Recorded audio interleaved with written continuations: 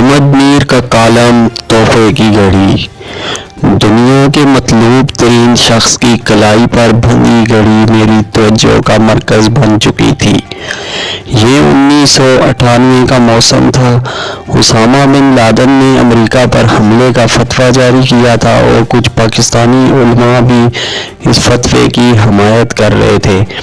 پاکستانی اخبارات میں بھی اس فتوے پر بحث جاری تھی۔ قندھار ایئرپورٹ کے قریب اسامہ بن لادن کی رہائش گاہ پر میں اس فتوے پر اس سے بحث کر رہا تھا۔ میرا سادہ سا سوال تھا کہ اسلامی تعلیمات کی روشنی میں آپ ایک ایسا حملہ کیسے کر سکتے ہیں جس میں بے گناہ غیر مسلموں کے مارے جانے کا خطرہ ہو۔ اسامہ بن لادن کے ساتھ ڈاکٹر ایمن علی زواری اور ابو حفظ المصری بھی موجود تھے۔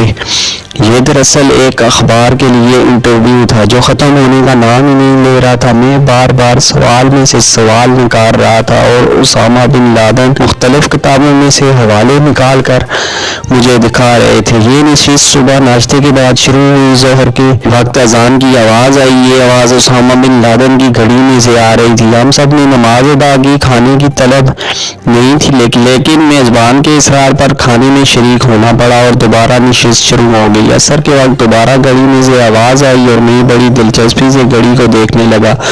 اسامہ نے کلائی سے گھڑی اتاری اور بتایا کہ یہ عام سی واٹر پروف گھڑی ہے اور اذان کے اوقات بتاتی ہے۔ پھر انہوں نے کہا کہ اگر آپ کو پسند ہے تو آپ رکھ لیں۔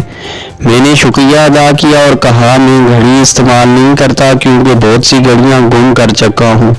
یہ سن کر اسامہ بن لادن مسکرائے اور انہوں نے وہ گھڑی دوبارہ اپنی کلائی پر باندھ لی۔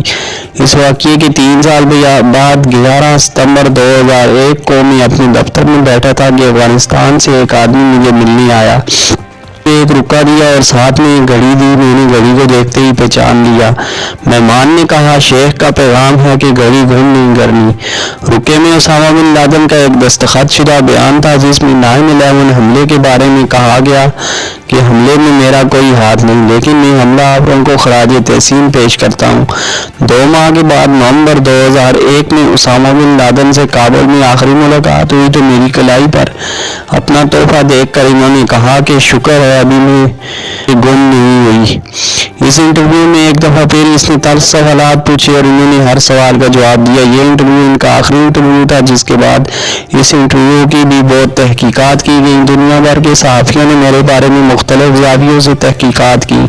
کہ 2 صحافی محمد شاہزیب اور احمد ظہیر بھی مجھ تک پہنچ گئے اور ان کی تحقیقات کا مرکز وہ گھڑی تھی جو اسامہ بن لادن نے مجھے دی تھی۔ میں نے انہیں سب کچھ سچ سچ بتا دیا۔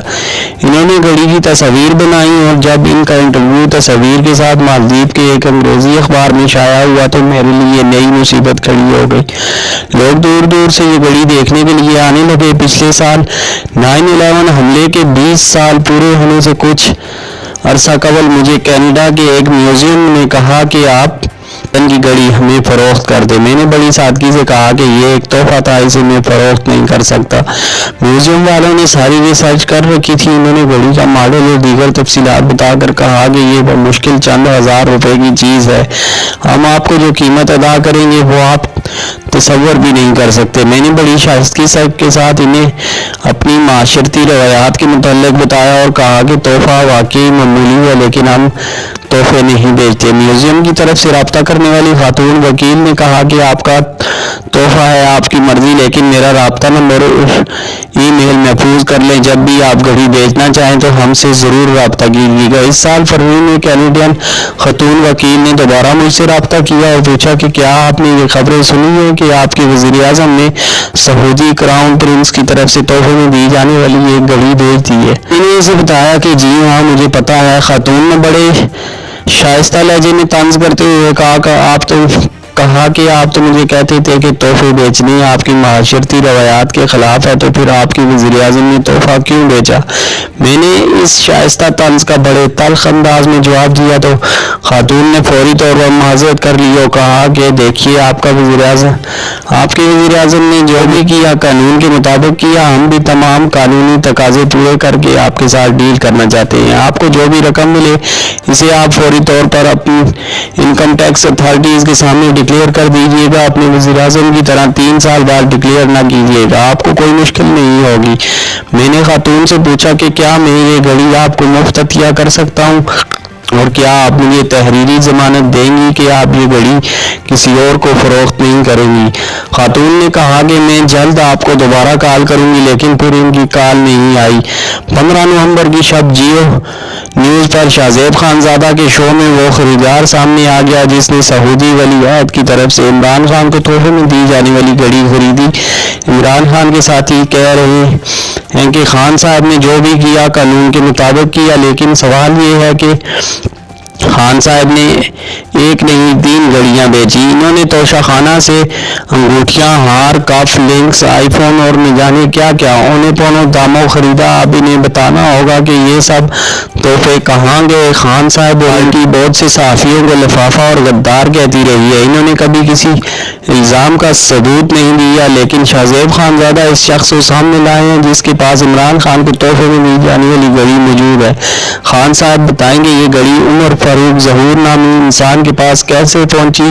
فرق ہوگی اور شہزاد اکبر کا دعویٰ ہے کہ وہ عمر فاروق ظہور کو کبھی نہیں ملے۔ وہ اگر نہیں ملے تو کیا یہ گھڑی اڑ کر دبئی میں ایک انسان کے گھر پہنچ گئی؟ جواب تو دینا پڑے گا۔ آپ اپنے ناقد صحافیوں کو لفافہ کہتے تھے، توشہ خانہ اسکینڈل میں سوالات کا جواب نہ دیا تو آپ لفافہ اعظم کہلائیں گے۔ جی تو ویورز، پوسٹ اچھی لگی تو دوستوں کے ساتھ شیئر کرنے کے بعد ہمارے چینل کو سبسکرائب کر کے بیل کا بٹن دبانا ہرگز مت بھولیے تاکہ ہماری ہر نئی مزید آنے والی ویڈیو آپ کے پاس جلد سے جلد پہنچ سکے۔ اپنا اور اپنے چاہنے والوں کا بہت خیال رکھیے گا۔ فی امان اللہ، اللہ حافظ۔